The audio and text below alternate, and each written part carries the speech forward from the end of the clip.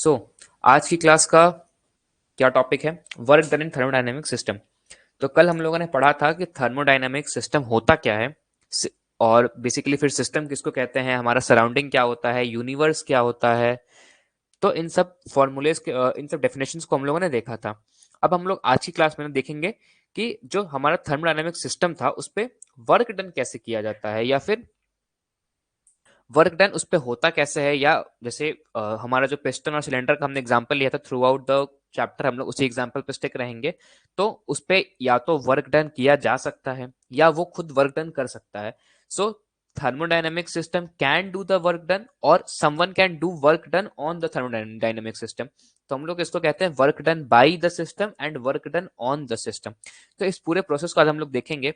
Sign का थोड़ा convention होता है इसमें, साइन कन्वेंशन भी लगता है कि जब सिस्टम पे वर्क वर्क कर रहे हैं तो पॉजिटिव होगा कि नेगेटिव होगा, या भी जब सिस्टम किसी और पे वर्क डन कर रहा है तो वो पॉजिटिव या नेगेटिव होगा। इंटरनल एनर्जी रिलीज हो रही है या एब्जॉर्ब हो रही है तो उसका उसका साइन क्या होगा। तो उन सब चीजों को आज इस क्लास में डिस्कस करेंगे, ठीक है।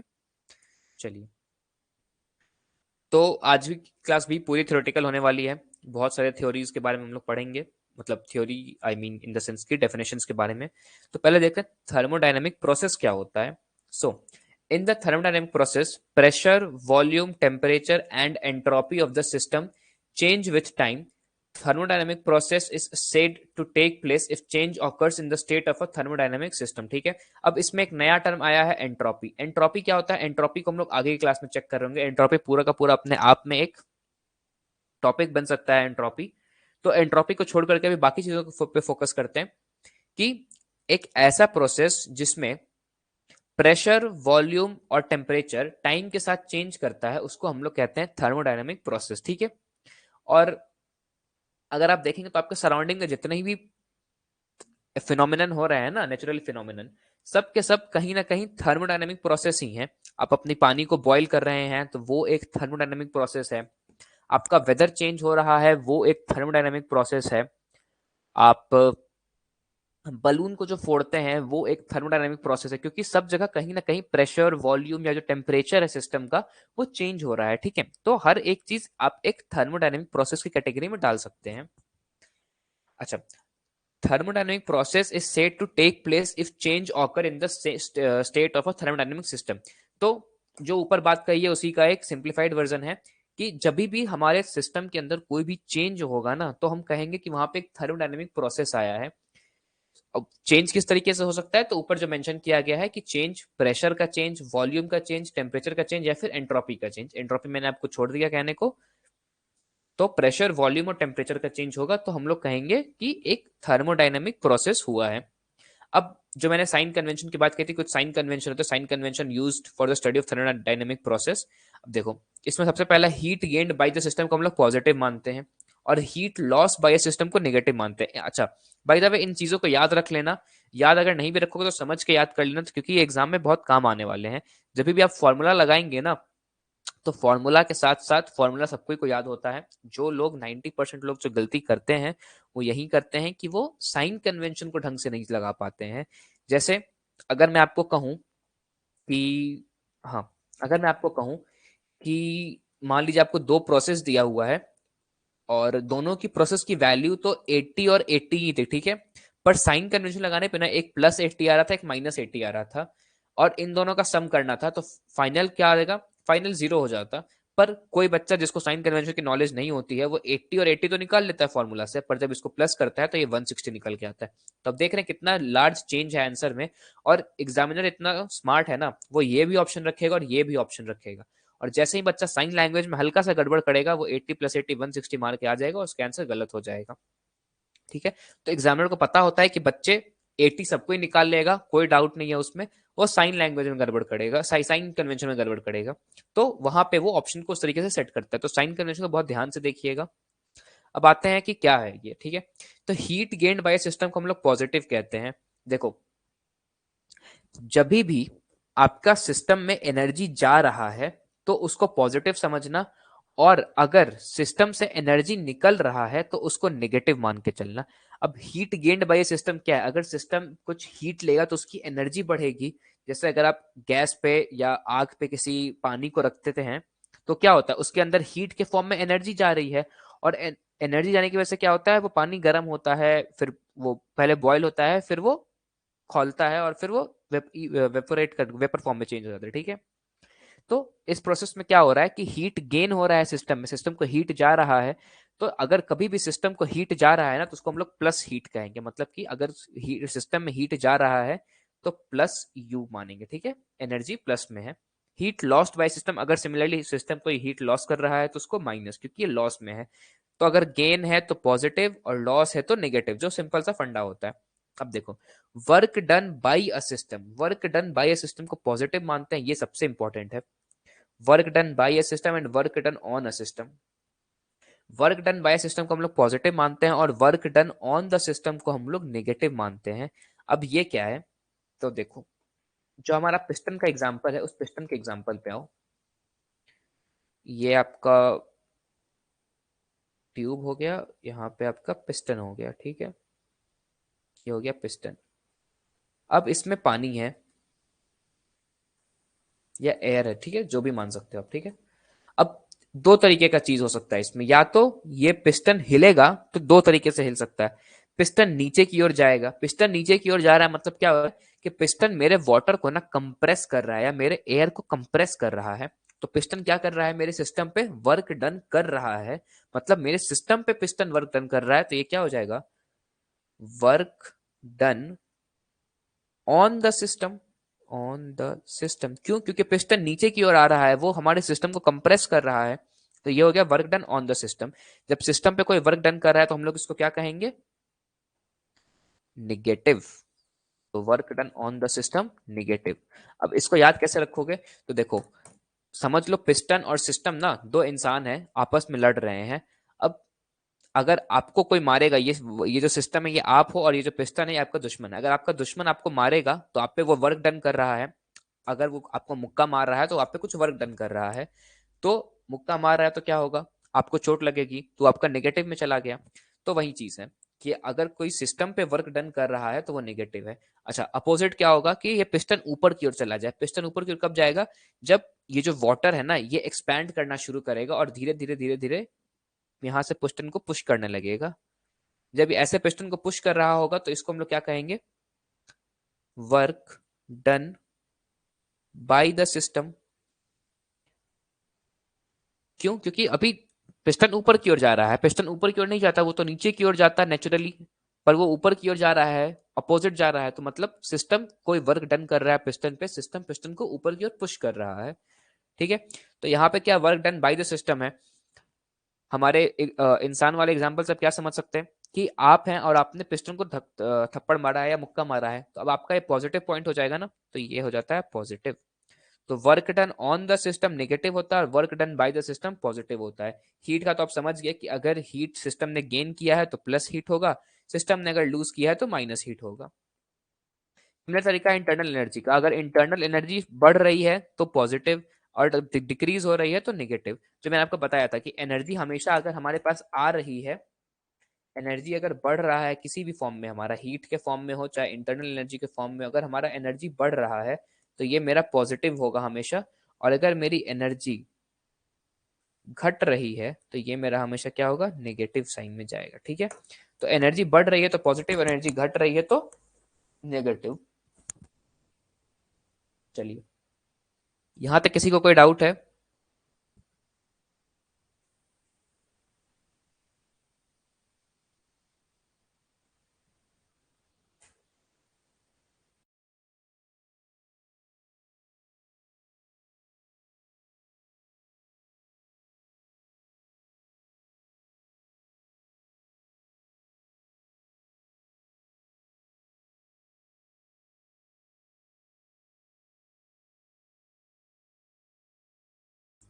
चलिए, क्लियर है। गुड इवनिंग परमजीत, क्या हाल है बेटा? कल की क्लास रिवाइज किया था आपने?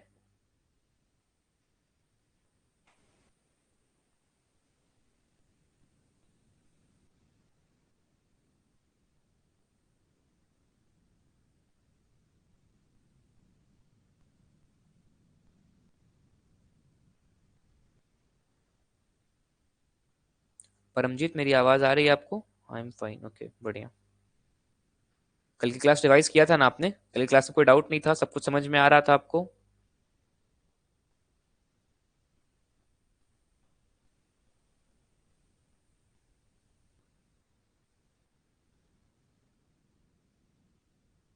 कोई भी डाउट हो बेटा तो आप हैंड रेस कर सकते हैं या फिर आप टेक्स्ट भी कर सकते हैं, ठीक है?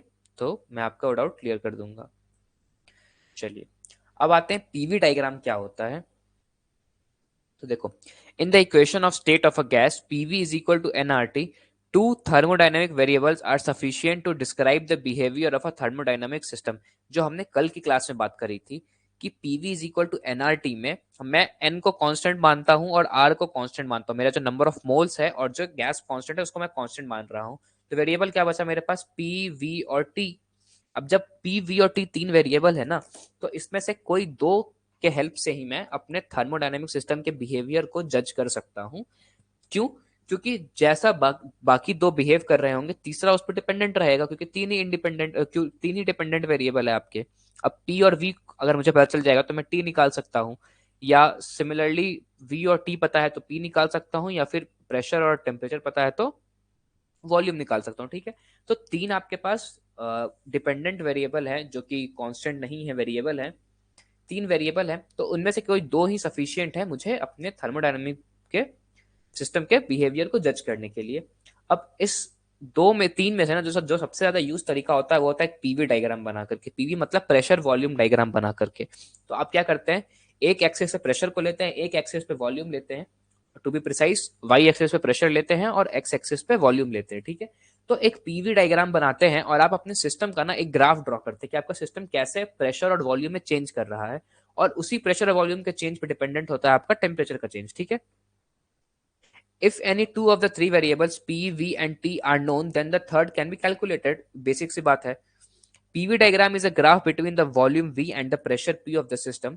The volume is plotted against x axis while the pressure is plotted against the y axis. तो कुछ कुछ ऐसा होता है, एक प्रेशर होता है, एक वॉल्यूम होता है। अब इसी में आप अपने प्रोसेस का डायग्राम बनाते हैं और फिर आप चेक करते हैं कि अच्छा इस पॉइंट पर वॉल्व प्रेशर इतना था, इस पॉइंट पर प्रेशर मैक्सिमम था, इस पॉइंट पर वॉल्यूम आपका इतना था, इस पॉइंट पर वॉल्यूम इतना था, ठीक है? तो ये सारी चीज आप चेक करते हैं इस ग्राफ की हेल्प से, और साइमल्टेनियसली आप अपना जो टाइम है ना वो भी जनरेट कर सकते हैं इसी ग्राफ के हेल्प से कि आपका टाइम पे क्या असर पड़ रहा होगा। आगे चल के हम लोग पीवी ग्राफ का कन्वर्जन भी सीखेंगे कि कैसे एक पीवी ग्राफ जो हमें गिवन है उसकी हेल्प से मैं एक वीटी ग्राफ बना सकता हूँ, या उसके हेल्प से मैं एक पीटी ग्राफ बना सकता हूँ। ये आगे चलकर हम लोग देख रहे होंगे। तो ये सारे ग्राफ इंटर कन्वर्जेबल होते हैं, कन्वर्टेबल होते हैं। कोई भी दो चीज मुझे पता है, मैं तीसरी को फाइंड आउट कर सकता हूँ बहुत ही आसानी से। देखो, ये एक सैंपल आपका पीवी ग्राफ दिया हुआ है। कोई रेफरेंस नहीं है इस चीज का, बस ये एक ऐसे ही दिया हुआ है आपके सिंप्लीफिकेशन के लिए। अब देखो, the point A represents the initial stage of the system. ये जो है आपका ये इनिशियल स्टेज है और ये जो है आपका वो फाइनल स्टेज है, ठीक है? Next, initial pressure of the system is P I. P I आपका इनिशियल प्रेशर है, and initial volume of the system is V I. तो P I comma V I आपका इनिशियल है। अच्छा, पी आई और वी आई मैं क्यों ले रहा हूँ? क्योंकि ये मेरा पीवी ग्राफ है, तो इसलिए जो मैं वेरिएबल लूंगा वो पी और वी के फॉर्म में लूंगा। तो ए पर मैं मान रहा हूँ कि P I comma V I है मेरा, यानी कि इनिशियल प्रेशर पी आई है और इनिशियल वॉल्यूम मेरा वी आई है, ठीक है? The point B represents the final state of the system. ये जो पॉइंट बी है फाइनल स्टेट को दिखा रहा है। P F and V F are the final pressure and final volume respectively of the system. ये जो है ये मेरा क्या है? फाइनल प्रेशर और final volume of the system है, ठीक है? Next, the points between A and B represents the intermediate states of the system. ये जो भी पूरी लाइन है ना, ये सारी आपके दिखाती है कौन कौन सा इंटरमीडिएट स्टेट है। मतलब कि इस प्रेशर पे ये वॉल्यूम रहा होगा, इस प्रेशर पे ये वॉल्यूम रहा होगा, इस प्रेशर पे ये वॉल्यूम रहा होगा, ऐसा इंटरमीडिएट स्टेट्स, ठीक है? इधर थोड़ा सा डार्क कर लेते हैं, हाँ। इस प्रेशर पे ये वॉल्यूम रहा होगा, इस प्रेशर पे ये वॉल्यूम, इस प्रेशर पे ये वॉल्यूम, ठीक है? तो ये आपका पीवी ग्राफ होता है। With the help of the indicator diagram, we calculate the amount of work done by the gas or on the gas during expansion or compression. तो इस डायग्राम से हम लोग क्या सीखते हैं? इस डायग्राम से हम लोग सीखते हैं work done by the gas और on the gas during expansion और कंप्रेशन। तो ऑफ कोर्स जब आपका एक्सपेंशन हो रहा होगा तो क्या होगा? जब आप एक्सपेंशन का केस पढ़ेंगे, एक्सपेंशन, तो मैं आपके रेफरेंस के लिए यहाँ पे वो डायग्राम ड्रॉ कर देता हूँ पिस्टन वाला दोबारा से। ये देखो, ये मेरा पिस्टन है, इसके अंदर मैंने एयर ले लिया है।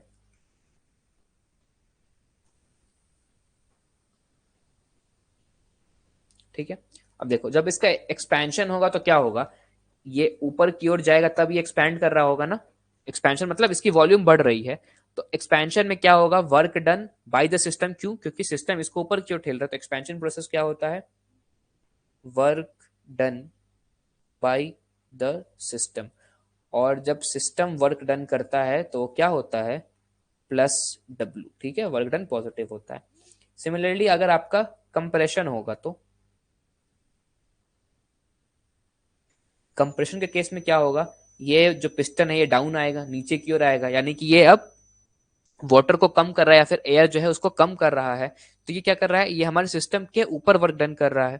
तो ये केस हो जाएगा work done on the system. ठीक है, अब work done on the system को हम लोग क्या कहते हैं, माइनस डब्ल्यू रिप्रेजेंट करते हैं। ठीक है, क्यों, क्योंकि जो हमारा सिस्टम है वो इसमें लूज कर रहा है, उसको मुक्का पड़ा है, और वो एक निगेटिव पार्ट को शो कर रहा है। ठीक है, तो ये था आपका एक्सपेंशन और कंप्रेशन का पार्ट। यहाँ पे किसी को कोई डाउट नहीं, पीवी ग्राफ एकदम क्लियर है। प्रेशर वर्सेस वॉल्यूम का ग्राफ कैसा दिखता है, इनिशियल स्टेट, फाइनल स्टेट।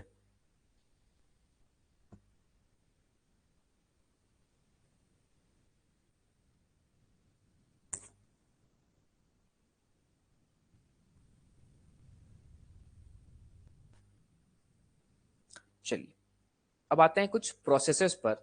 तो जो वो ग्राफ हमने यहाँ पे देखा है ना, ये ग्राफ बहुत सारे प्रोसेसेस को डिनोट कर रहा होता है। ठीक है, अब वो प्रोसेसेस क्या होते हैं, उन प्रोसेसेस को देखते हैं। सबसे पहला, cyclic process. Cyclic process is a thermodynamic process in which the system returns to its initial stage after undergoing a series of changes. बहुत ही सिंपल सा बात है। साइक्लिक में क्या आ रहा है, साइकिल। साइकिल कैसे दिखती है, ऐसे दिखती है आपकी। मतलब कि जहां से आपने स्टार्ट किया वहीं पर आकर के आप एंड कर गए। ठीक है, जहां से आपने स्टार्ट किया वहीं से आप एंड करके, तो उस प्रोसेस को हम लोग कहेंगे साइक्लिक प्रोसेस। साइक्लिक प्रोसेस अगर मैं ड्रॉ करूंगा तो कैसा दिखेगा,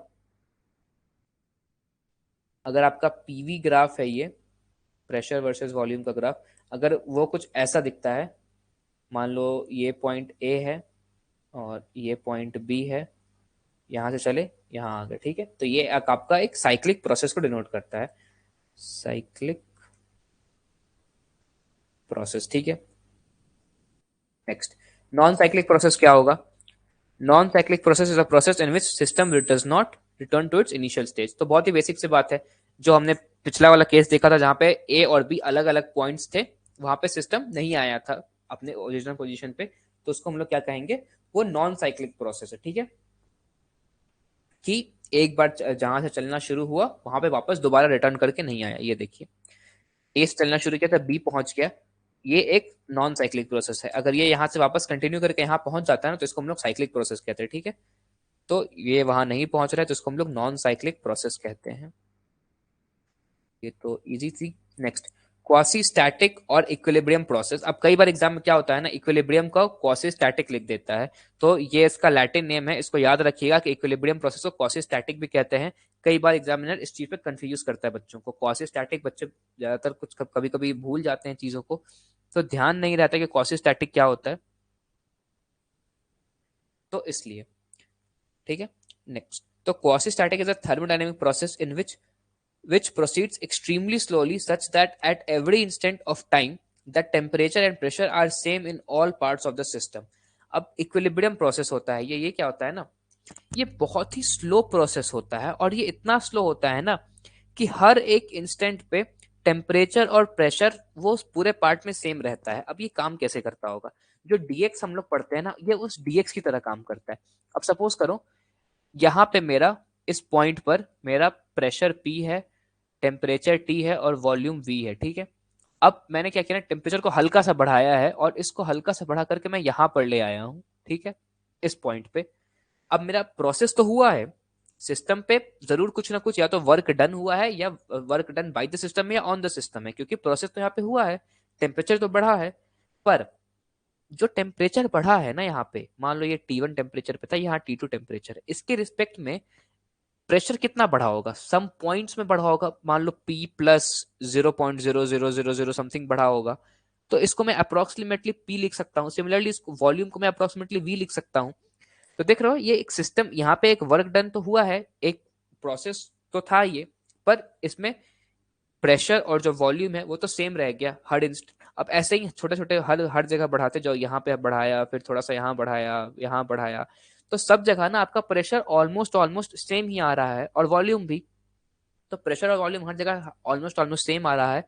ऐसे प्रोसेस को हम लोग कहते हैं इक्विलिब्रियम प्रोसेस या फिर क्वासी स्टैटिक प्रोसेस, जिसमें कि हर एक इंस्टेंट पे टेम्परेचर तो चेंज हो रही है पर प्रेशर वॉल्यूम सेम रह रहा है। सॉरी, टाइम तो चेंज हो रहा है पर प्रेशर टेम्परेचर और वॉल्यूम ये सब कुछ सेम रह रहा है, ठीक है।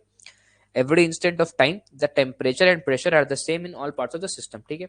प्रोसेस होता है पर प्रेशर और टेम्परेचर हमेशा सेम रह रहा है, टाइम धीरे धीरे आगे बढ़ रहा है, पर प्रोसेस बहुत ही धीरे धीरे एक्सट्रीमली स्लोली आगे बढ़ रहा है, कि आप उस चेंज को नोटिस ही नहीं कर सकते कि वो चेंज क्या हुआ। जैसे जब पेड़ बढ़ते हैं या जब हमारा कोई पत्ता होता है वो बड़ा हो रहा होता है, तो हम लोग डेली उसको देखते हैं, डेली वो हल्का सा बढ़ा हुआ दिखता है हम लोगों को, पर अगर हम लोग एकदम बैठ जाएं 2400 घंटे, तो क्या कभी हम लोग नोटिस कर सकते हैं कि वो पेड़ कितना बड़ा है? नहीं कर सकते हैं, क्योंकि वो बहुत क्वासी स्टैटिक प्रोसेस हुआ, वो बहुत धीरे धीरे बढ़ रहा है, चेंज हो रहा है, पर उस चेंज को हम लोग नोटिस नहीं कर सकते हैं, ठीक है।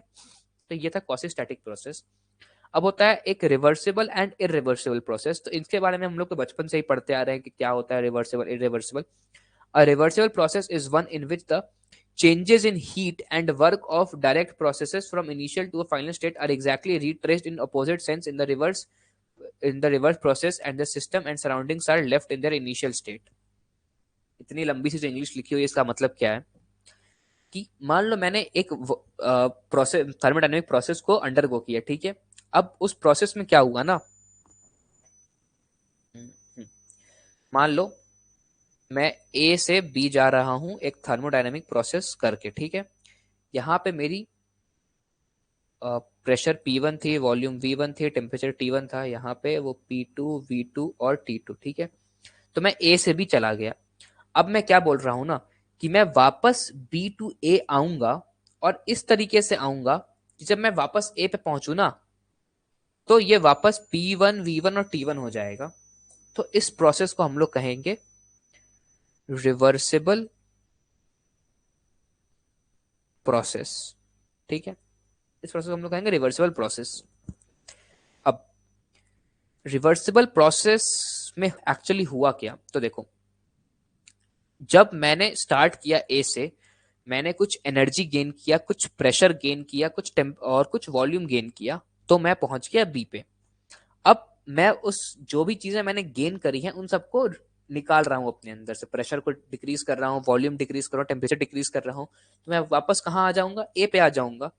तो जब मैं ए पे आऊं ना, तो मेरी जो इनिशियल वैल्यू थी वो हमेशा फाइनल वैल्यू के एग्जैक्ट बराबर आ जाए। अगर मैंने यहाँ पे 5 लीटर पानी लिया था, तो मैं वापस से जब आऊं यहाँ पे तो मेरे पास 5 लीटर ही पानी बचे, तो इसको मैं रिवर्सिबल प्रोसेस कहता हूँ, ठीक है। अब अच्छा, रिवर्सिबल और साइक्लिक में क्या अंतर है? साइक्लिक में जरूरी नहीं है कि आप जब वापस आए तो आपकी चीजें सेम ही रहें, कई बार चीजें थोड़ी बहुत चेंज करती हैं, ठीक है, वेरी करती हैं। पर रिवर्सिबल प्रोसेस वो होता है कि आप अपने इनिशियल स्टेट पे हमेशा वापस आ जाते हैं, वो रिवर्सल प्रोसेस होता है, ठीक है। अब रिवर्सल प्रोसेस का दिक्कत क्या है ना, कि ये एक आइडियल प्रोसेस है। जैसे अगर मैं बहुत बेसिक सा एग्जांपल लूं, तो सपोज करो आपके पास एक ग्लास पानी है और एक ग्लास में खाली है, ठीक है। आपने क्या किया, उस ग्लास के पानी को निकाल करके दूसरे ग्लास में डाल दिया, तो आप चले गए ग्लास 1 से ग्लास 2, ए से बी चले गए, ठीक है। अब आपने रिवर्सिबल प्रोसेस बनाने के लिए वापस से बी से ए में पानी डाला। तो मुझे बताओ कि क्या कभी ऐसा हो सकता है कि 100% पानी जो आपने ए से बी में डाला था वो वापस आ जाए बी टू ए में? कभी नहीं आएगा। या तो थोड़ा बहुत एक दो ड्रॉप नीचे गिर जाएगा। इवन इफ एक दो ड्रॉप नीचे नहीं भी गिरता है, तो कुछ पार्टिकल्स वाटर के होंगे जो बी में रह जाएंगे। नीचे कभी कभी थोड़ा थोड़ा पानी रह जाता है, कभी सरफेस पे हल्का सा पानी रह जाता है, उसको आप ट्रांसफर नहीं कर सकते हैं। तो जब आप वापस आते हैं तो कभी भी 100% एग्जैक्ट उसी स्टेट में मैं नहीं आ गया, थोड़ा मोड़ा डीएक्स चेंज आया ही होगा। तो उसको मैं रिवर्सल प्रोसेस में काउंट नहीं करूंगा। ठीक है। तो रिवर्सिबल प्रोसेस जो होती है ना, बस एक ये आइडियल प्रोसेस है, एक थ्योरेटिकल प्रोसेस है, और ये प्रैक्टिकल बिल्कुल भी नहीं है, क्योंकि प्रैक्टिकली कभी भी आप 100% रिवर्सिबल अचीव नहीं कर सकते हैं। तो ये क्या है, एक आइडियल या थ्योरेटिकल प्रोसेस है, थ्योरेटिकल प्रोसेस, ठीक है। ये एक आइडियल या एक थ्योरेटिकल प्रोसेस है। यही यहाँ लिखा हुआ है कि the process which is not the reversibility is an ideal concept and can not be realised in practice, ठीक है। The process which is not reversible is the irreversible process. अब जिसको रिवर्स नहीं किया जा सकता वो इरिवर्सिबल प्रोसेस है। In nature the processes are irreversible. Nature के जितने भी प्रोसेस है सारे के सारे प्रोसेस इरिवर्सिबल होते हैं, ठीक है। अब कई बार स्कूल में हम लोगों को नॉलेज दी जाती थी कि अगर मैं एक पेपर को जला रहा हूं और पेपर से मेरा ऐश बन गया है तो वो एक इरिवर्सिबल प्रोसेस है, क्योंकि मैं ऐश से वापस पेपर नहीं बना सकता हूँ। पर अगर मैं एक ग्लास, एक वाटर को फ्रीज कर रहा हूँ तो आइस बन गया, और जब उसको बाहर निकाला फ्रीजर से तो वो वापस वाटर बन गया। तो ये एक रिवर्सिबल प्रोसेस है। वो एक साइक्लिक प्रोसेस हो सकता है पर वो एक रिवर्सिबल प्रोसेस नहीं है। क्यों? क्योंकि वाटर से आइस और आइस से वाटर बनाने में कहीं ना कहीं कुछ ना कुछ अमाउंट ऑफ वाटर हम लोगों ने लूज किया ही किया होगा। कहीं फ्रिज में थोड़ा बहुत गिर गया होगा, आइस ट्रे में रह गया होगा, ठीक है। तो जब हम लोग वापस आएंगे अपने वाटर वाटर स्टेज पे तो कभी भी वो 100% कन्वर्जन नहीं होता है। तो इसलिए जो नेचर के जितने भी प्रोसेस होते हैं ना सारे इरिवर्सिबल होते हैं, कुछ कम कुछ ज्यादा। आइस वाला प्रोसेस बहुत थोड़ा सा वो है, चेंज हुआ है उसमें। और जो ऐश वाला एग्जांपल हमने लिया था कि पेपर को जला करके ऐश बना दिया, वो तो पूरा पूरा ही इरिवर्सिबल प्रोसेस है, ठीक है। पर 100% रिवर्सिबल कभी भी कोई नहीं हो सकता है, सारे के सारे नेचर प्रोसेस इरिवर्सिबल ही होते हैं, नहीं, ठीक है। क्लियर है यहां तक? किसी को कोई डाउट?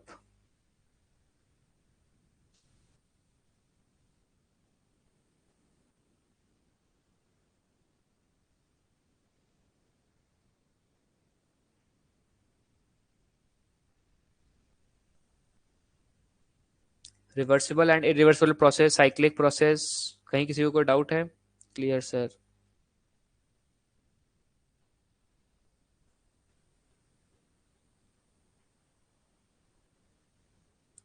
चलो बढ़िया। अब आते हैं work done by the thermodynamic process. By है, थर्मोडायनेमिक सिस्टम जो है वो वर्क डन कर रहा है, मतलब कि क्या होगा, जैसे ही बाई दिखा तो सबसे पहले एग्जाम दिमाग में क्या आएगा कि प्लस डब्ल्यू होगा। दूसरी चीज दिमाग में क्या आएगी कि ये एक क्या होगा, एक्सपेंशन का वर्क होगा, ठीक है। दो चीजें दिमाग में आ जानी चाहिए, बाई या ऑन देखते ही सबसे पहले दिमाग में दो पिक्चर क्लियर होना चाहिए। अगर बाई है तो पिस्टन ऊपर की ओर मूव कर रहा होगा, एक्सपेंशन हो रहा होगा, प्लस वर्क डन होगा। अगर ऑन द सिस्टम है तो माइनस डब्ल्यू होगा, कंप्रेशन होगा और पिस्टन नीचे की ओर आ रहा होगा, ठीक है। Next, one of the simple example of a thermodynamic system is a gas in a cylinder with a movable piston, ठीक है। यही एक सिंपल सा एग्जांपल है कि गैस सिलेंडर में एक पिस्टन लगाया हुआ है जो कि मूवेबल है, ठीक है। अब देखो, if the gas expands against the piston, अब गैस एक्सपैंड कर रही है पिस्टन के अगेंस्ट में, ठीक है। Gas exert a force on the piston and displace it through distance and does work in on the piston. Gas ने क्या किया, gas exert a force on the piston, gas ने पिस्टन पे एक फोर्स लगाई and displaces it through a distance and does a work on the piston.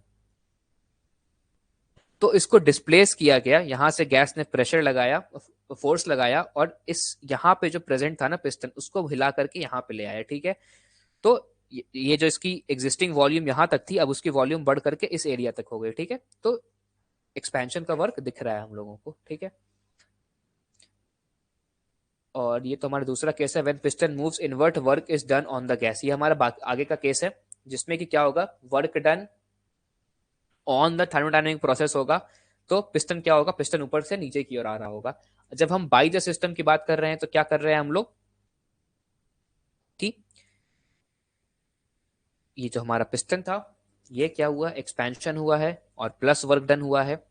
यहां से ना वर्क डन का हमारे पास एक फॉर्मूला निकल करके आता है, ठीक है। वो फॉर्मूला क्या होता है, फॉर्मूला हम लोग कल की क्लास में आई मीन नेक्स्ट क्लास में डिस्कस कर रहे होंगे।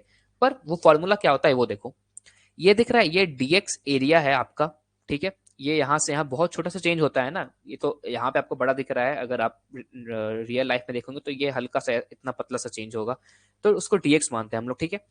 तो यहाँ से यहाँ जो चेंज हुआ है ना, इसकी लेंथ कितनी होगी, dx लेंथ की होगी ये इस पे पीक प्रेशर लग रहा है और ये इसका सरफेस एरिया ए है, तो इसका वॉल्यूम क्या हो जाएगा, ये एरिया इंटू हाइट, ए dx इसका वॉल्यूम हो जाएगा, और प्रेशर तो इस पे लगा ही रहे हैं हम लोग, तो उस हिसाब से इस पे एक फोर्स भी लग रहा होगा। फोर्स क्या होता है, प्रेशर इंटू एरिया होता है, हम लोगों ने पढ़ा है। तो इन्हीं सबको मिला करके ना एक फॉर्मूला हम लोग डेवलप करते हैं, जिससे कि हम लोग कैलकुलेट कर सकते हैं कि वर्क डन कितना होता है, ठीक है। जो मैंने आपको बताया था 80 वाला कि +80 और -80, 80 सबको कैलकुलेट कर लेते हैं इस फॉर्मूला की हेल्प से, पर +80 है या -80 है उसमें बहुत लोग कंफ्यूजन होता है, ठीक है। तो फॉर्मूला तो हम लोग कल की नेक्स्ट क्लास में देख करके समझ लेंगे। मेन बात मैं क्या समझाना चाहता था कि +W होगा और एक्सपेंशन का वर्क डन होगा, ठीक है। तो कई बार एग्जाम में दोनों क्वेश्चन पूछ लेता है कि ये कंडीशन दे देगा, फिर पूछेगा कि वर्क डन पॉजिटिव है या नेगेटिव, या पूछेगा कि एक्सपेंशन हुआ है या कंप्रेशन हुआ है, ठीक है। तो इस चीज को याद रखिएगा कि जैसे ही दिखे कि बाई है तो समझ लेना कि +W है और एक्सपेंशन का वर्क डन हो रहा है हमारा। और gas expends against the piston, gas ने पिस्टन को ढकेल करके अपने आप को एक्सपैंड किया है, ठीक है। और नेक्स्ट केस में क्या होगा, पिस्टन गैस को ढकेल करके नीचे की ओर अपने आप को एक्सपैंड करेगा, तो वो क्या होगा, आपका ऑन द सिस्टम होगा। ये वाला जो केस है आपका, when piston moves inward, piston नीचे की ओर जाएगा, तो ये ऑन वाला केस आएगा। ऑन वाले में सबसे पहले क्या समझ जाना, -W होगा, और क्या होगा, कंप्रेशन का केस बन रहा होगा, -W और कंप्रेशन का केस बन रहा होगा, ठीक है। क्लियर है यहाँ तक, साइन में कोई कभी कंफ्यूज नहीं हो गए, साइन कन्वेंशन में +W -W एकदम क्रिस्टल क्लियर है।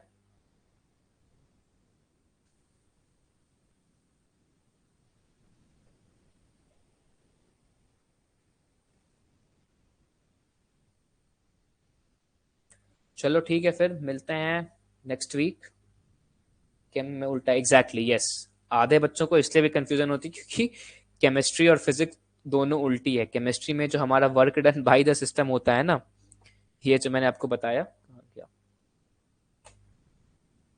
केमिस्ट्री में तो आपका ऑन वाला केस होता है ना, ये नेगेटिव होती है, ये आपका ऑन वाला केस नेगेटिव होता है, नेगेटिव सॉरी पॉजिटिव डब्ल्यू होता है, और जो बाई वाला केस होता है वो नेगेटिव डब्ल्यू होता है। तो इस चीज को थोड़ा सा ध्यान रखिएगा, क्वेश्चन को जरूर देखिएगा, क्वेश्चन फिजिक्स के सेक्शन का थर्मोडायनेमिक्स है या केमिस्ट्री के सेक्शन का थर्मोडायनेमिक्स है। क्योंकि फिजिक्स में तो मैं आपको एक्सप्लेनेशन दे दिया कि +W हम लोग क्यों लेते हैं, -W हम लोग क्यों लेते हैं, वो मुक्के वाले एग्जाम्पल से, कि अगर मुझे कोई दबा रहा है तो मेरे लिए नेगेटिव है, अगर मैं किसी को दबा रहा हूँ तो वो मेरे लिए पॉजिटिव है। पर अगेन केमिस्ट्री का कोई एक्सप्लेनेशन नहीं होता है, वो बस फिजिक्स से थोड़ा सा अलग बनाना था, तो उन्होंने अपना साइन को चेंज कर दिया कि थोड़ा सा फिजिक्स से अलग बन जाएगा हम लोग का, ठीक है। खैर, अब दोनों क्लियर है, फिजिक्स एंड केमिस्ट्री, चलो बढ़िया। तो फिजिक्स में लॉजिक से याद कर लेना, केमिस्ट्री में रट लेना। फिजिक्स को लॉजिक तो मैंने समझा दिया, हम वो मुक्के वाले एग्जाम्पल से याद रखना, साइन कन्वेंशन, और बाकी केमिस्ट्री में याद कर लेना कि फिजिक्स का अपोजिट होता है हमेशा। चलो ठीक है फिर, thanks for joining, bye, good night, मिलते हैं नेक्स्ट वीक।